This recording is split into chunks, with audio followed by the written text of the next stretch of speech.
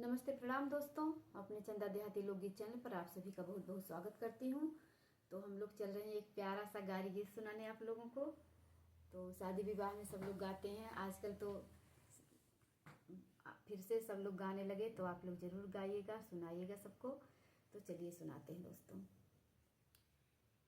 गोरे गोरे बहिया गुलाबी रंग चूड़िया हो, गोरे गोरे बहिया गुलाबी रंग चूड़िया हो, हे जिया गे पीछे सोहेला कंगनवा, हाँ सीताराम से भजो, हे जिया गे पीछे सोहेला कंगनवा, हाँ सीताराम से भजो।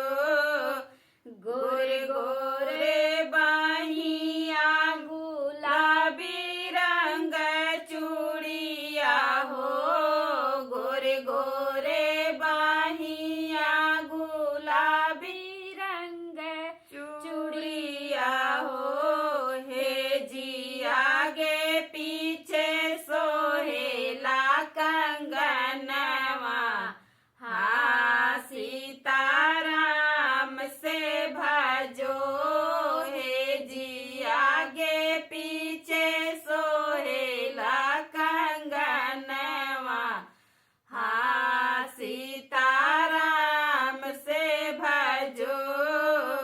यतना पहिली छिनरो घरे घरे घूमै हो, यतना पहिली छिनरो घरे घरे घूमै हो, हे जी के उतला दे हैं जोरनवा, हाँ सीताराम से भजो, हे जी के उछला दई दे जोरनवा, हाँ सीताराम से भजो, हे जी के उछला दई दे जोरनवा, हाँ सीताराम से भजो। अपने ओ सरवा से बोलन कवन रामा, अपने ओ सरवा से बोलन कवन रामा, हे जियावा छिनरो देव हम जोरनवा, हाँ सीताराम से भजो, हे जियावा छिनरो देव हम जोरनवा, हाँ सीताराम से भजो।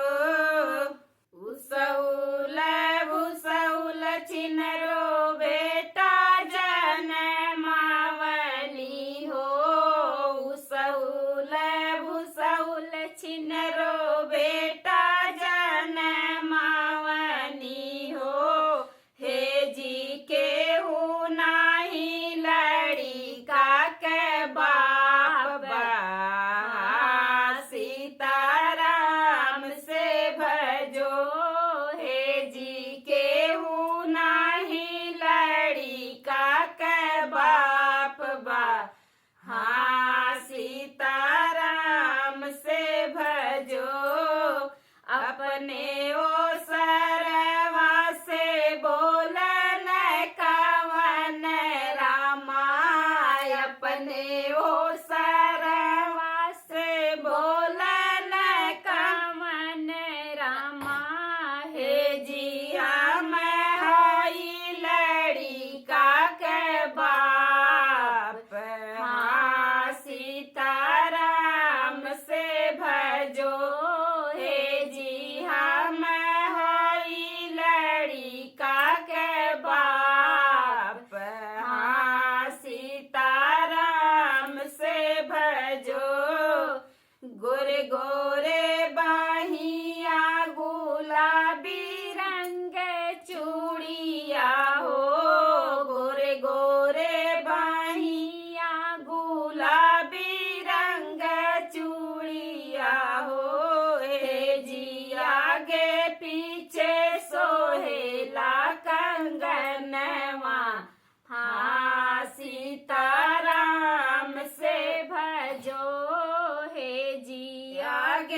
पीछे